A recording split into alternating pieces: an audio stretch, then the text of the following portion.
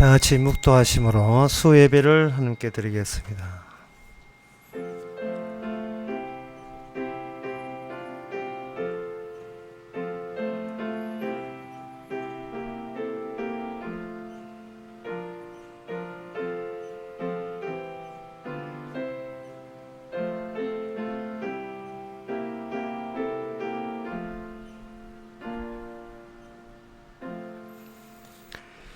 겸손한 자는 먹고 배부를 것이며 여호와를 찾는 자는 그를 찬송할 것이라.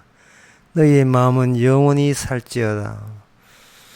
하나님 아버지, 저희들 이 시간도 마음을 낮추기 위해서 하나님의 말씀을 허락한 줄 압니다.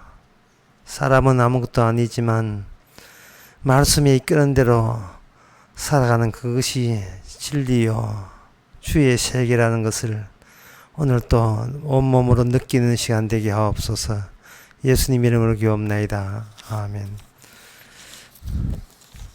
찬송가 233장 합시다.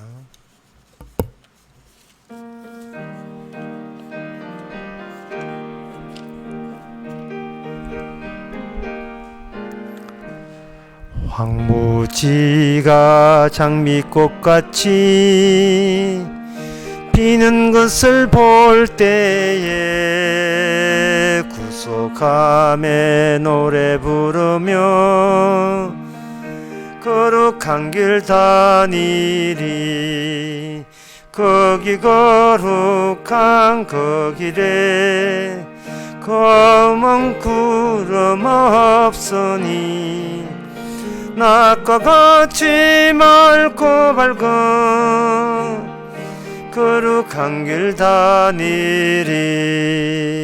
하나님의 아름다움과 그의 영광 볼 때에 모든 괴로움 잊어버리고 거룩한 길 다니리. 거기 거룩한 그 길에 검은 구름 없으니 낮과 같이 맑고 밝은 거룩한 길 다니리. 마른 땅에 샘물 터지고 사막에 물 흐를 때 기쁨으로 찬송 부르며 거룩한 길 다니리.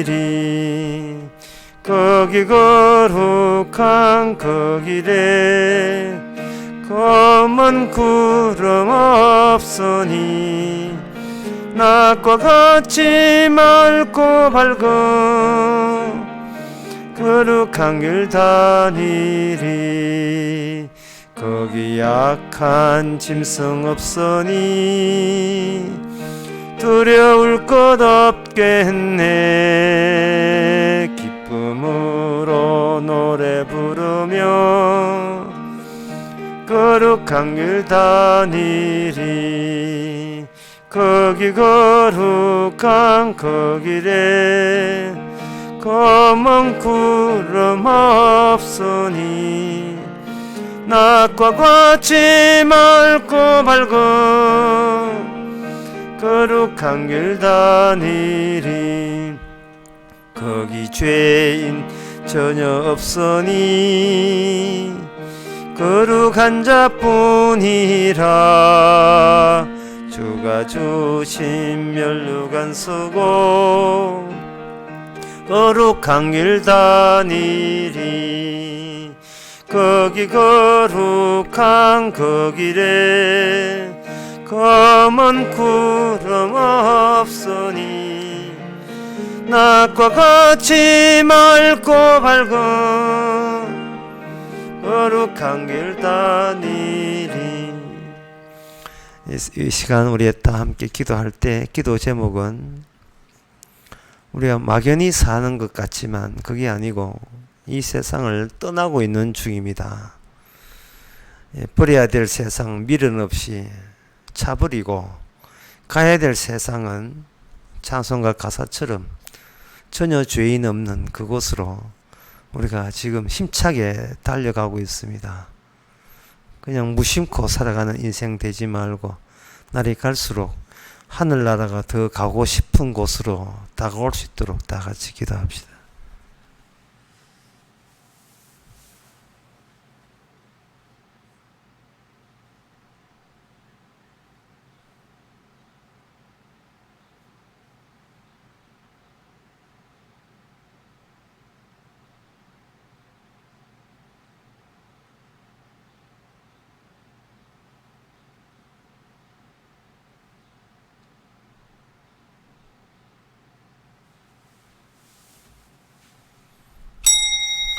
하나님 아버지, 저희들에게 가야 할 곳을 미리 알려주시고 마련해 주셔서 감사합니다. 떠나야 될 세상에 미련 갖지 않게 하시고 가야 될 고향이 늘 눈앞에 어른거리면서 기쁨으로 나그네 인생을 당당하게 살 수 있도록 도와주시옵소서. 예수님 이름으로 기도옵나이다. 아멘.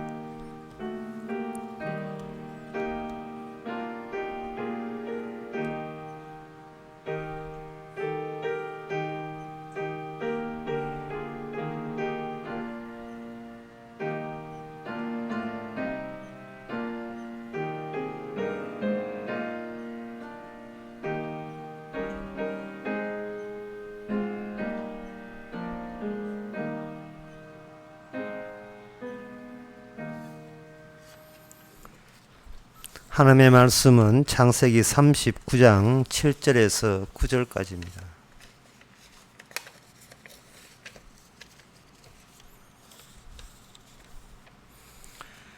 그 후에 그 주인의 처가 요셉에게 눈짓하다가 동침하기를 청하니 요셉이 거절하며 자기 주인의 처에게 이르되 나의 주인이 가중 재반 소유를 간섭지 아니하고 다 내 손에 위임하였으니 이 집에는 나보다 큰 이가 없으며 주인이 아무것도 내게 금하지 아니하였어도 금한 것은 당신뿐이니 당신은 자기 아내임이라. 그런즉 내가 어찌 이 큰 악을 행하여 하나님께 득죄하리이까. 아멘. 7절에 그 후라고 되어 있는데 그 후가 약 10년이 세월이 지난 후입니다. 요셉이 애굽에 내려갈 때 나이가 17살인데 오늘 본문에 나오는 주인의 처가 요셉을 유혹할 그때 나이는 27살쯤 되었습니다. 그 27살쯤 되었을 때에 그 6절에 보면 요셉은 용모가 준수하고 아담하였더라. 영어로 하면 스마트하다, 똑똑하고 이쁘고 잘생겼다, 그런 이야기입니다. 그리고 오늘 본문 내용에서 주인의 처가 요셉과 동청하기를 강력하게 요구를 했습니다. 자, 요셉은 우리가 아다시피 하나님으로부터 꿈을 받은 사람이에요. 하나님의 계시를 받은 사람입니다. 그 하나님의 계시 받은 그것을 인하여 부모를 떠나서 형제와 강제로 갈라서서 홀로 남겨두게 된 겁니다. 요셉이 잘못한 게 아니고 꿈이 요셉을 그런 쪽으로 이끌고 있고 몰아세우고 있습니다. 따라서 요셉에 일어나는 이 모든 일들은 꿈의 이 지상에, 이 인간 세계에 정착을 할 때 어떤 모습으로 하나님의 계시가 이 땅에 등장할까를 요셉을 통해서 실효적으로 지금 보여주고 있다, 이래 보시면 되는 겁니다. 더 나아가서 요셉이 가는 그 길이 장차 모든 계시가 완성하러 오신 우리 주님께서 하나님께서 이 땅에 오실 때 겪어야 될 모든 일을 요셉이 미리 겪고 있는 겁니다. 그래서 요셉이 아무 일도 일어나지 않는다면 그 꿈은 개꿈 되죠.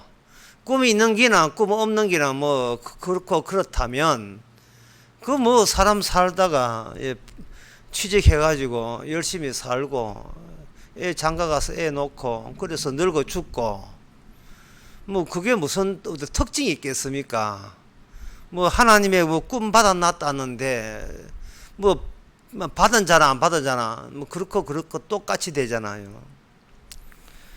성경에서 이 요셉이 하나님의 계시를 받은 자, 꿈을 받은 자로서 하나님이 함께 있다는 어떤 티가 나야 되는데, 지난 시간에 하나님이 함께 함으로 모든 것이 세상 사람들부터 굉장히 선호되는, 세상 사람들이 환정맞는 그러한 대접받는 인물로 등장했습니다.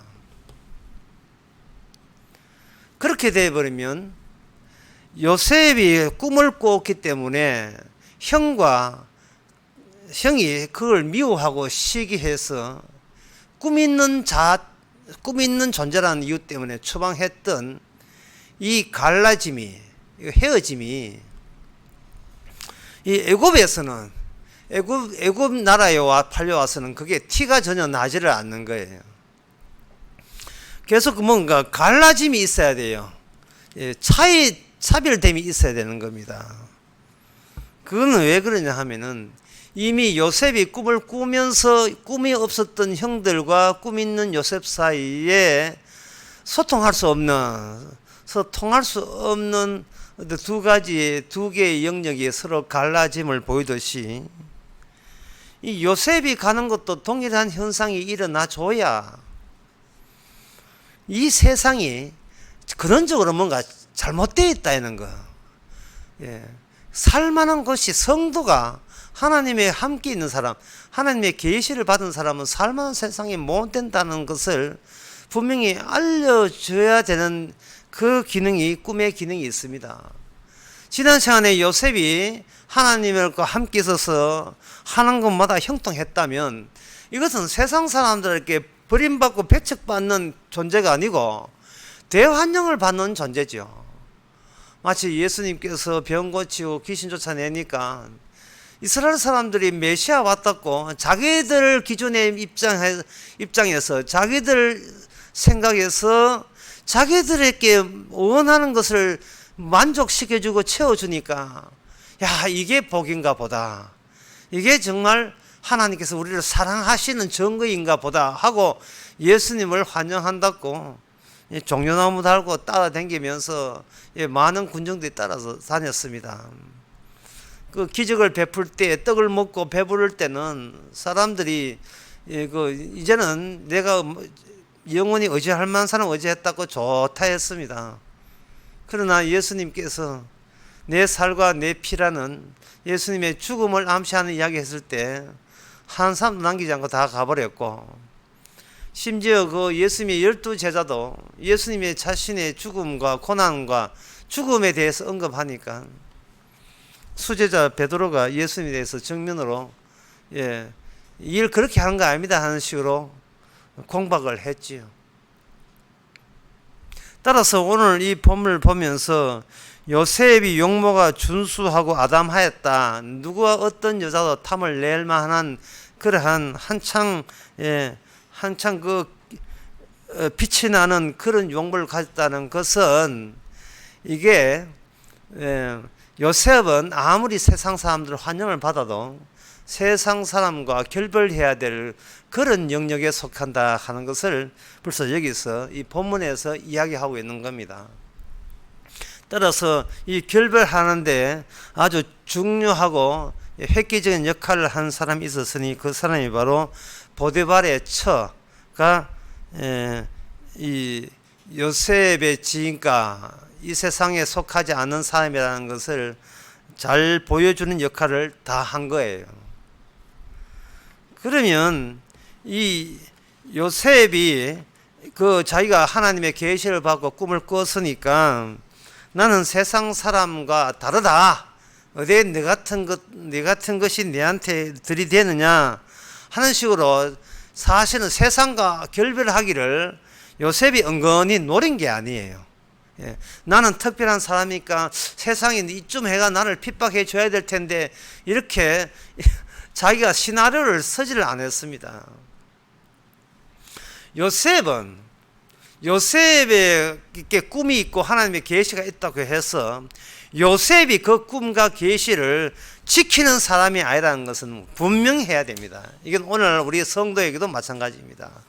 사도 바울이 이렇게 하고 저렇게 하라, 십계명에 이렇게 하라 저렇게 하라, 성경 말씀에 하라 하지 마라가 그렇게 많이 나와도 그것은 성도가 하나도 지킬 수 있는 내용이 아닙니다.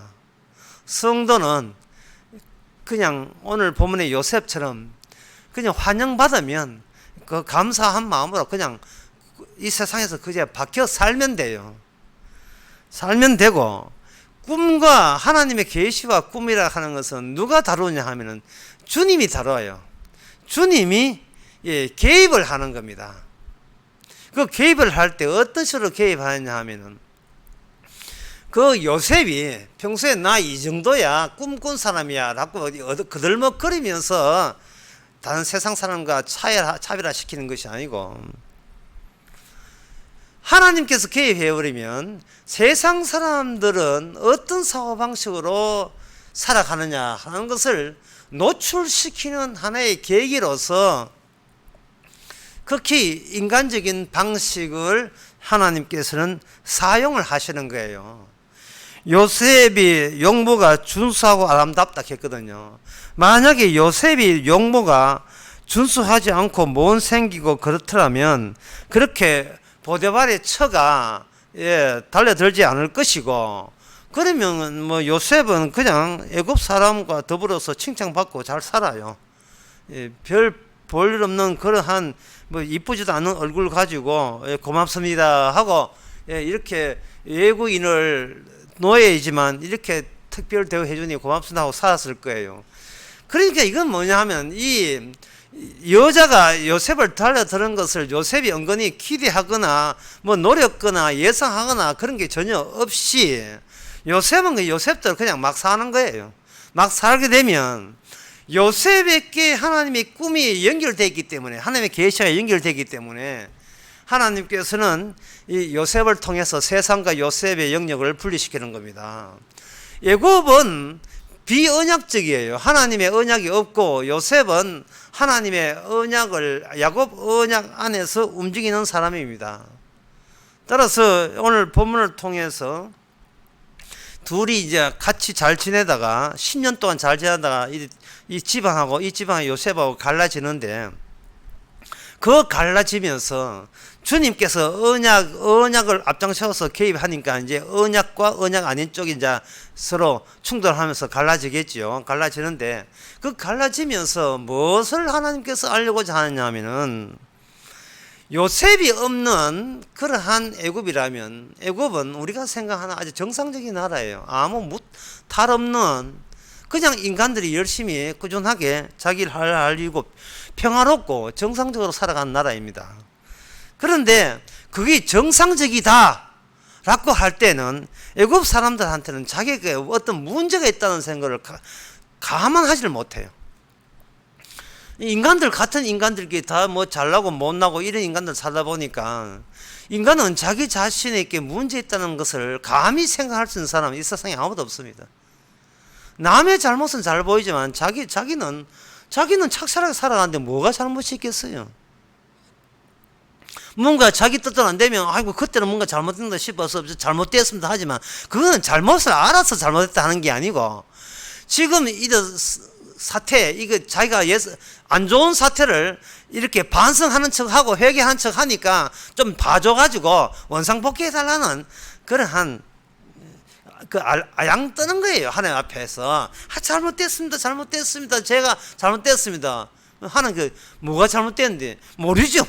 본인 뭐가 잘못된지는 모르죠. 다만 갑자기 일이 꼬이니까 좀 정상으로 돌아가라고 살살 비는 거죠.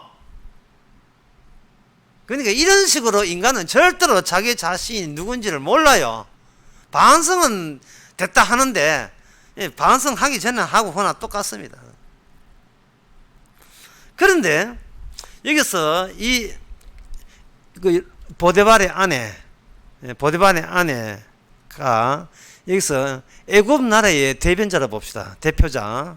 요셉은 하늘나라 꿈의 대표자로 봅시다. 그 애굽의 요셉의 그 보디발의 아내의 말을 또 보디발이 또 들어주니까 전부 다 한 통속이라 보자 이 말이죠. 비언약의 대표자, 애굽 나라의 대표자. 이 두 대표자가 만났을 때에 진짜 자신의 본색을 드러내는 것은 노동을 열심히 한다든지 일을 열심히 하는 거 아니에요. 그 사람의 말을 통해서 그 사람의 말에 그동안 뭐가 실리느냐 하면은 그 사람 살아왔던 인생의 배경이 뽑아내는 이렇게 주고받는 대화 말 가운데 다 들어있어요.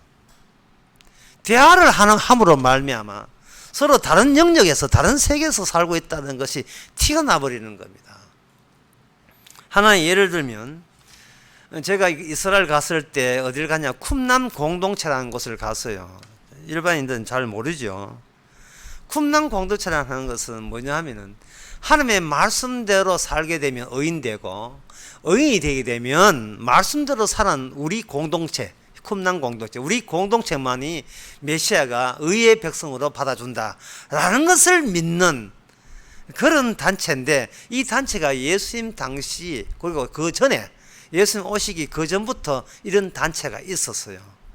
그 단체가 과연 있었다 하는 것은 이스라엘 그 유적지에 보면 우연히 목동이 동굴 안에 있는 사해 문서라 하는데 그 사해 바다 근처 동굴 속에 문서가 발견됨으로써 그들이 이런 단체가 있었다는 것을 발견했습니다. 이 사해 문서의 발견은 그동안 뭐가 중요하냐면 그런 단체가 있다는 것도 중요하지만 구약 성경에 있는 이사야 이런 구약이 진짜로 이게 옛날부터 있었는가를 확인해주는 세상적으로 확인해주는 증거물로서 이 동굴에서 발생된 그들이 발생되는 그 문서입니다. 그들의 쿰남 공동체가 하루 종일 하는 제일 중요한 일이 필사하는 거예요. 옛날부터 내려왔던 하나님의 말씀을 아주 고지고대로 그대로 이렇게 적는 그 일을 하는 겁니다. 그런데 그 쿰남 공동체 유적지에 보면 이거는 욕조라는 게 욕조가 굉장히 많아요. 그 욕조가 무슨 욕조냐 하면은 그들은 하나님 앞에 신심, 정성, 신앙, 순결하는 그것을 내 보이기 위해서 성경에 필사하다가 하나님이라는 단어만 나오면 그냥 안 써요. 수dob하고 옆에 있는 욕조에 해가지고 목욕을 하는데 그걸 정결예라고 정결케 하는 예식을 행해요. 그 있는 욕조를 정결조 이렇게 욕조라고 되어 있는데 정결욕조라고 되어 있고 정결예를 행합니다. 그러니까 하나님 나올 때마다 이 더러운 인간이 감히 하나님의 말을 적을 수 없다 해서 한번 목욕하고 난 뒤에 적는 거예요. 이게 바로 외형적인 겁니다. 외형적.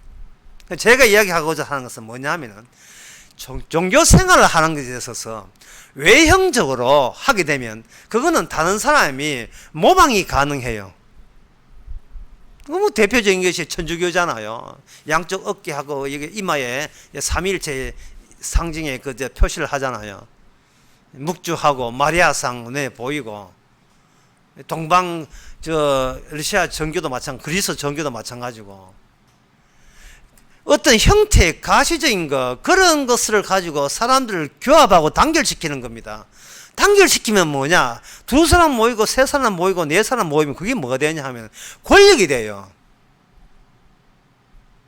교회라는 것이 성도의 모임이 되는데 성도의 모임이 아니고 외형적인 종교적인 법칙을 모방하고 싶은 사람들의 직결체. 이거는 하나의 정치 권력이죠.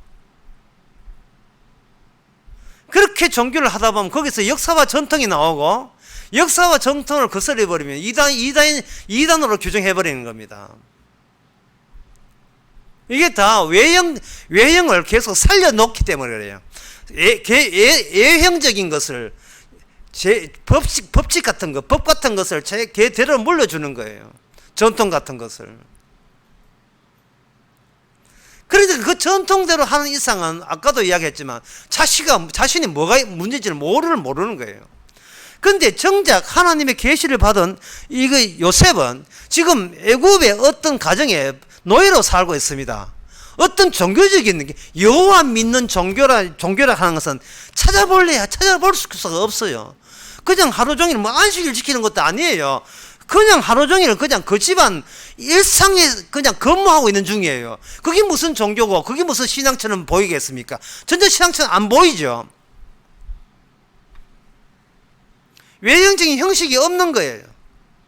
없는데 막상 그 나이 많은 여자가 들이대니까 그때 대화 가운데서 언어 가운데서 평소에 요셉은 어떤 영적 안에서 살고 있는가 티가 난 겁니다. 뭐라고 되어 있냐 하면은 이 구절에 보면 이 집에는 나보다 더 큰 이가 없으며 주인이 아무것도 내게 금하지 아니하였어도 금한 것은 당신뿐이 당신이 자기 아내입니다. 그래서 내가 이 큰 일을 행하여 하나님께 덕죄하리요라고 되어 있어요. 그러니까 지금 요셉은 뭐냐 하면은 너희들 보기에 지금 내가 혼자 있다고 생각하나? 하나님이 같이 있다는 거예요. 너희들보다 하나님을 더 의식한다는 겁니다. 이것을 둘로 나누게 되면 이렇습니다. 큰 것을 생각하는 것을 공적 영역이라 하고 사소한 작은 자기가 직접 관련된 것을 사적 영역이라고 한다면 보디발의 처는요 그 집안에 아무도 없는 걸 보고 그 집안에 자기 남편이 있고 하인들이 있으면 그런 짓 하겠어요. 아무도 없으니까 갑자기 공적 영역을 간주하지 않고 이걸 뭐라 사적 영역으로 간주한 거예요. 사적 영역에서 자기의 그 욕망을 채우는 그 대상으로 요셉을 본 거예요. 그런데 요셉은 분명히 보디발의 처와 같이 아무리 둘러봐도 자기 처하고 자기밖에 없어요. 하지만 그것은 하나님의 계시는 차원에서 공적 영역이 되는 겁니다. 그렇다면 이 공적 영역, 이 요셉에 대한 생각과 보디발의 처의 생각이 어떤 점에서 차이 나는가를 잠시 한번 우리가 분석에 들어가 봐야 돼요. 무슨 말이냐, 인간이 보디발의 처의 입장에 생각했다 합시다. 보디발의 처의 입장이라면 만약에 여기 남편이 있고 하나의 그 하인들도 많이 있다면 보디발의 처는 행동을 자제했을 거예요. 왜냐하면 나만 있는 영역이 아니고 공적 영역이니까. 그러나 사람이 권력이 많은 사람이 있을 때 많은 사람이 눈에 보이잖아요. 권력이 가시적이 되어버리면 바지되면 권력을 외형적으로 거기에 치중해서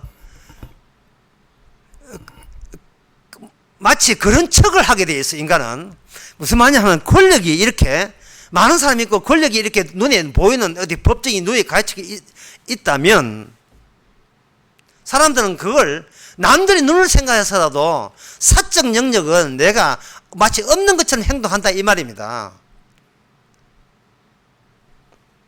오늘 오늘 오후에 우리 집 근처에서 있다는 일을 그대로 해볼게요.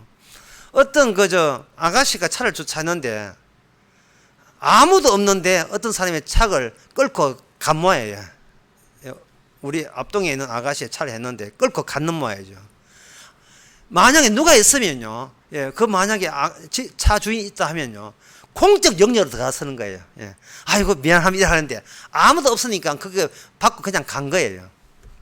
그 사람 박은 사람한테는 그걸 아무도 없으니까 사적 영역으로 본 겁니다. 그런데 아가씨가 딱 보니까 끌켰거든요. 그 긁힌 것도 그냥 찾아내야 돼. 그냥 안 보여요. 아가씨가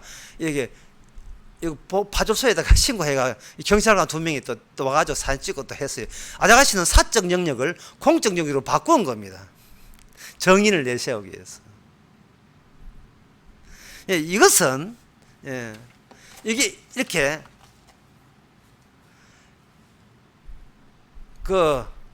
만약에 그 박은 사람이 아가씨 곧 결혼할 남자친구라면 그런 건 안 하겠지요. 그게 뭐냐면 보이는 권력이 있게 되면 자기의 보이지 않는 권력에 대해서는 이것이 반비례해 가지고 이게 작아져요. 쉽게 말해서 누가 있으면 그 사람한테 잘 보이려고 한다 이 말이죠. 교회에 뭔가 사람들이 있으면 그 교인들 앞에서 찬송도 열심히 하고 기도도 하지만 아무도 없다면, 보이는 권력이 없다면 사람은 자기의 속내 진짜 모습이 나오게 되어 있어요. 지금 요셉은 하나님과 보든 안 보든 관계없이 하나님과 함께 있습니다. 그래서 하나님, 이게 보디발의 처가 요셉에게 들이대기 전까지는 보디발의 처는 전부 다 요셉이 그렇고 그런 인간인 줄 알았어요. 근데 보디발의 처가 요셉에게 달려들었는데 그 요셉 입에서 나오는 그 언어, 아까 얘기했죠. 언어라 하는 것은 평소에 살고 있는 모든 배경이, 권력이 그 언어를 통해서 대변된다고요. 하나님과 함께 있다는 것이 그 보디발의 처는 처음으로 들은 거예요. 하나님께 적재하면 안 된다. 그리고 공적 영역에서 우리 주인이, 내 주인이 모든 걸 맡기되 음식과 당신에 대해서는 손대지 말라 하는 것을 이미 공적 영역에서는 이미 우리가 아는 바잖아 라고 이야기했어요. 자, 그러면 그 공적 영역을 우리가 만약에 우리가 그걸 봤으면 우리의 어떤 오류에 빠졌냐 하면 우리가 이 요셉의 이야기를 그대로 흉내내고 그대로 모방할 가능성이 있어요. 그래, 역시 신앙인은 보든 안 보든 하나님 말씀대로 살아야 돼. 나도 그렇게 살아야지. 이렇게 되어버리면 오늘 본문을 전혀 파악하지 못하는 겁니다. 오늘 본문의 요셉의 말을 흉내내거나 모방해서는 안 돼요. 그거는 교회의 전통이 되어버려요. 이건 또 하나의 교회란 권력이 되어버립니다. 그럼 어디를 경유해야 되냐 하면 보디발의 처를 경유해서 보디발의 처처럼 생각하지 아니하고 요셉처럼 와야 돼요. 경유하는 것이 보디발의 처를 먼저 경유를 해야 된다 이 말이죠. 그럼 보디발의 처가 사적 영역에 있어서 어떻게 생각했냐 하면은 그 생각하는 것이 보디발의 처는 하나님을 생각 안 하잖아요. 그럼 하나님을 생각 안 할 때 남녀 관계가 어떤 변수가 있는가? 제가 임의로 변수를 3가지로 뽑아봤어요. 3가지로. 그렇게 하나님이 없는 세계, 애굽의 세계, 비언약의 세계에서 인간 대 인간의 남녀 관계에서 변수가 이렇게 축소해보면 대략 3가지로 변수가 이루어져요. 요소가. 하나는 나이가 많다 적다가 하나 되고 있고, 그 다음에 나이가 많다에다가 이거 간추기 위해서 나이 많다를 뭐냐, 역시 젊은 사람은 잘생겼으니까 나이 적다를 잘생긴 걸로 일단 칩시다. 나이 적다가 동시에 이쁘다, 잘생겼다, 스마트하다, 용모가 준수하고 아담하다 같이 보자 이 말이죠. 그 다음에 요소가 첫 번째고 두 번째가 뭐냐 하면 위기에 있는 권력. 예? 미투 알지요? 예. 위기에 의한 권력. 각기 돈 있는 것과 권력 있는 걸 같이 보자 이 말이죠. 그 다음에 3번째가 마지막에 기혼과 미혼 여부가 있어요. 이 3가지 변수를 하게 되면 이 변수의 총 경우의 수가 몇 가지 나오냐 하면 전부 다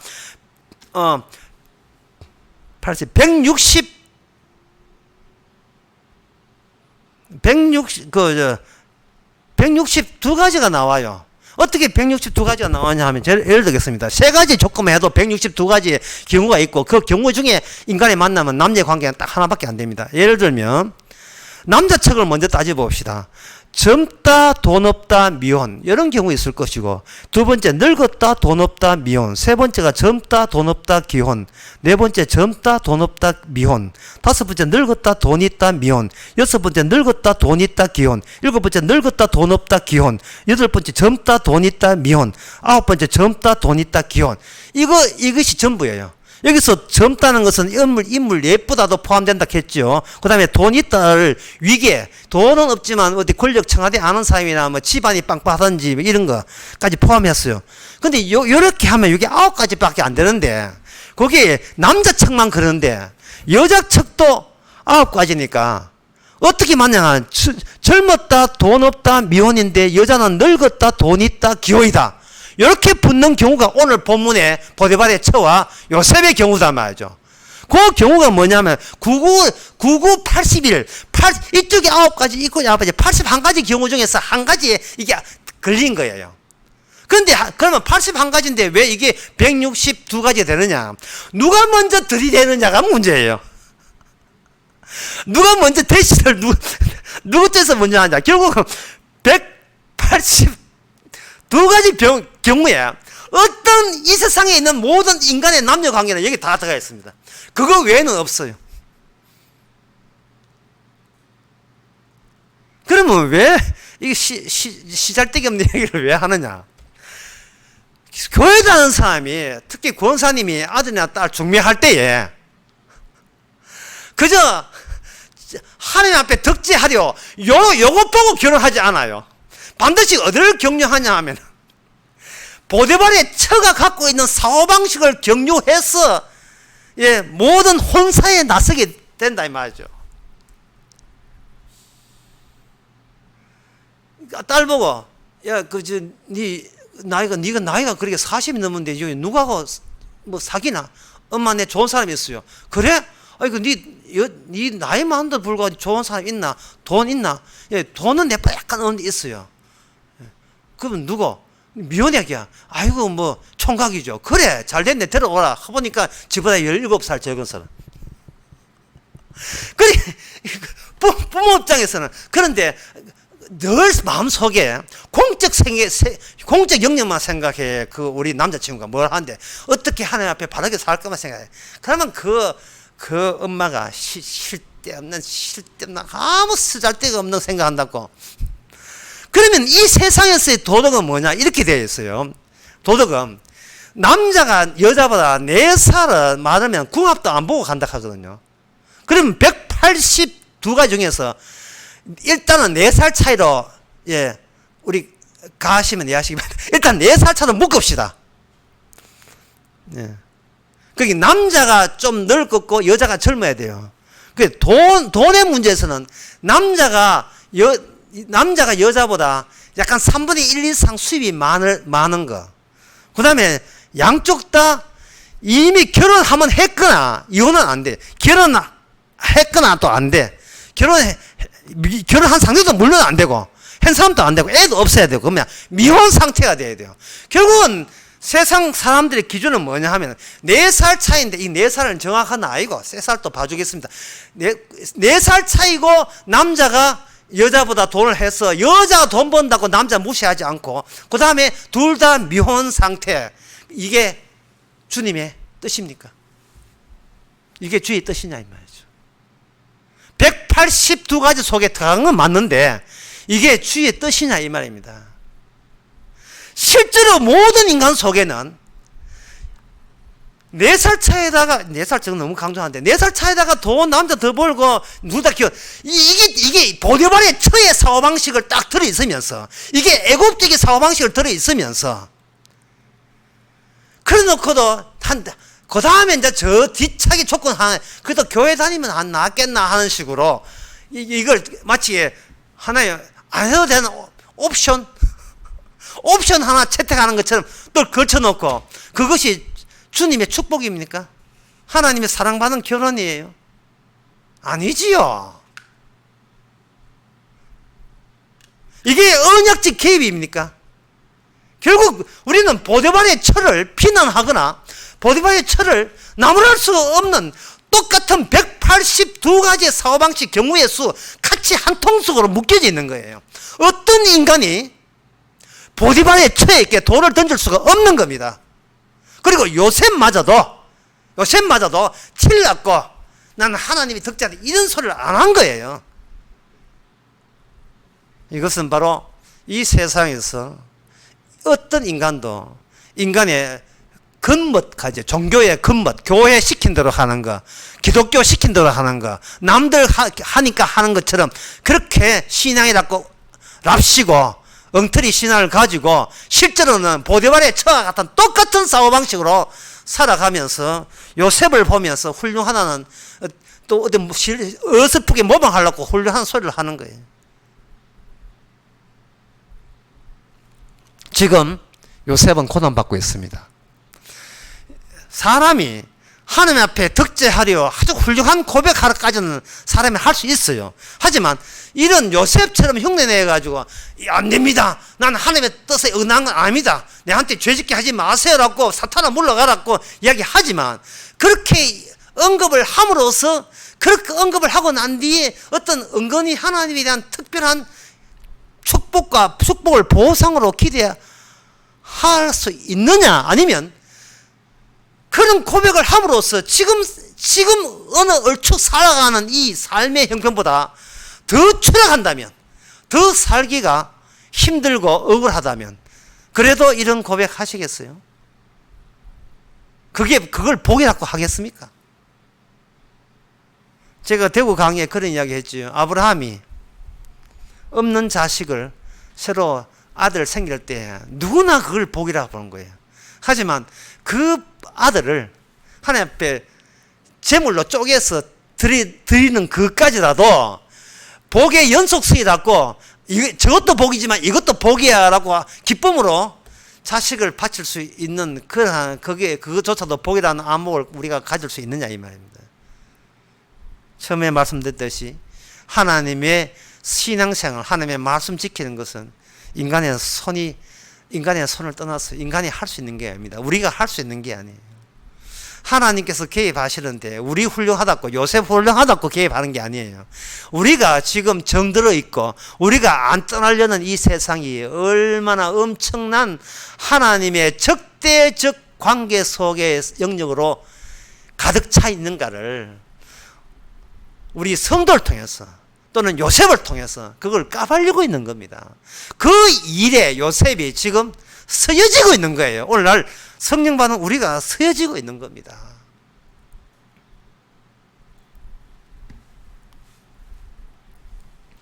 요셉은 어떤 의미에서 천진난만하죠.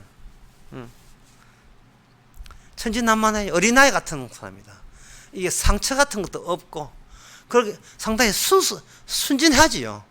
그 순진한 것에 어떤 외형적인 것은 없어요. 그런데 하나님께서 순진한 이 요셉에게 결국은 마음의 상처를, 인생의 상처를 내버립니다. 가만히 그렇게 좋게 지나면 되거든요. 그 보디발이 주인이 얼마나 지금 요셉을 대우하고 환영하고 있습니까? 아주 칭찬에다가 그걸 상창이라 하는데 아주 늘 높여주고 떠받들고 모든 걸 막을 사람이 살아가는 것이 남들부터 신임 받고 신뢰성 있게 하게 되면 이 자유를 느껴요.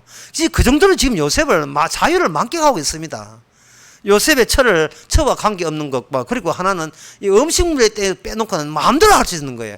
그 마음대로 하는 그 특권이 하나님의 축복이라고 함께 해준 축복이란 그것이 하나님에 의해서 보디발의 처가 들이대 가지고 요셉은 그 축복 다 날아갔습니다.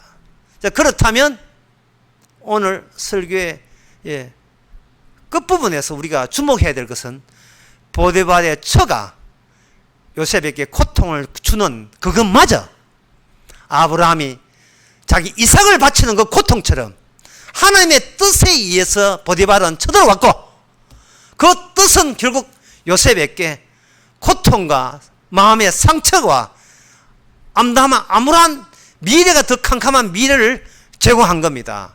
이것이 바로 꿈 받은 사람, 복 받은 사람, 하나님의 계시 받은 사람이 이 세계에 살아가는 형국이고 모습입니다. 끝으로 말씀드릴 것은 그렇게 되어버리면 우리 성도한테 무슨 보람이 있고 예수 믿는 어떤 신앙생활에 무슨 희망이 있겠습니까? 라고 하는데 여기서 우리가 주의할 게 있어요. 요셉은 이렇게 바르게 살아서 내일 잘 되고 모레 잘 되는 게 아니에요. 요셉에 있어서 이렇게 된 것은 뭐냐? 내일을 기약할 필요 없어요. 지금 하나님께서 어떻게 쓰여지는가? 그걸 통해서 요셉은 자기의 나름대로의 어떤 포부나 희망은 접어야 되겠죠. 왜냐하면 꿈이 중요하지 내 인생이 중요한 게 아니니까. 하나님의 계시가 중요하고 하나님이 나를 어떻게 쓰시느냐 지금 현재가 중요하지 내일 내가 뭐 성공하고 실패하고 그거는 요셉에게는 요셉의 미리 땡겨서 신경 쓸 문제가 아닙니다. 그처럼 성도로 하여금 이 세상에 앞으로 잘 되고 10년 잘 되고 20년 잘 되고 이거는 성도가 가질 그건 욕심에 불과한 겁니다. 오늘 하루 주께서 어떻게 서여져서 내가 밀어두고 있는 이 세상이 얼마나 악하고 하나님 앞에 유황불 받을 만한 그런 지저분한 생각으로 무장되어 있는가를 우리를 통해서 드러내는 그것이 바로 요셉의 임무고 장차 오실 예수님의 역할인 겁니다. 기도하겠습니다. 하나님 아버지, 신앙 성경 보고 신앙인 얼추 흉내내는 그런 외형적인 짓은 그만하게 하여 주시옵소서. 실제로 우리의 마음은 보디발의 처와 동일하면서도 요셉을 얼마나 흉내냈습니까?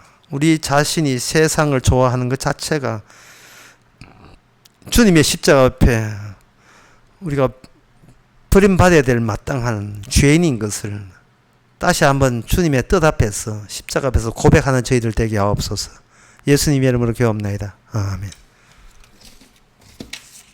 찬송가 487장 합시다.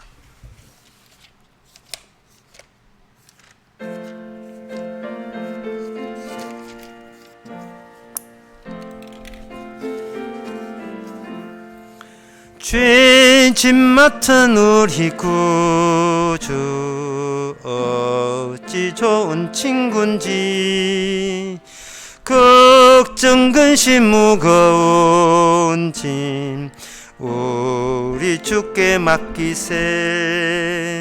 주께 고함 없는 고로 복을 얻지 못하네.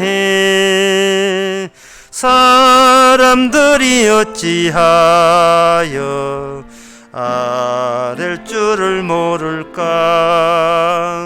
시험 걱정 모든 괴로움 없는 사람 누군가. 부질없이 낙심 말고 기도드려 아뢰세. 이런 진실하신 친구 찾아볼 수 있을까. 우리 약함 아시오니 어찌 아니하릴까. 근심 걱정 무거운 짐 아니 진짜 누군가. 피난처는 우리 예수 주께 기도드리세. 세상 친구 멸시하고 너를 조롱하여도 예수 품에 안기어서 참된 위로 받겠네. 아멘. 기도합시다. 지금은 우리 주 예수 그리스도 은혜와 하나님의 크신 사랑과 성령의 충만하시며 주께서 쓰시는 자가 성도인 것을 아는 모든 성도에게 주 이름으로 축원하옵나이다.